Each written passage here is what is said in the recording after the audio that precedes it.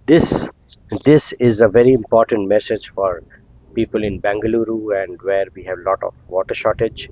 AC water can easily be collected, and this is a very unique way of collecting the AC water in a very smart, beautiful, and controlled manner where you can store 100 liters of AC water in a pipe. There's an overflow, and there's a tap.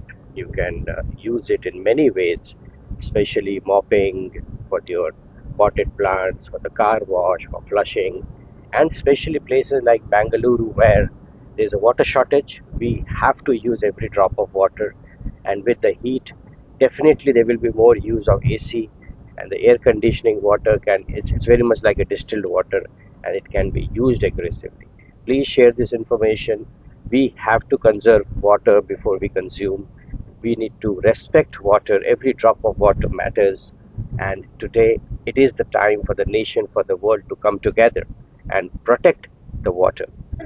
Please reuse, please collect and respect water. If you have any questions, please ask. We are always there to guide. And 5,000 of these are already installed across India. And we are looking forward to encourage this initiative. Thank you and Jai Hind.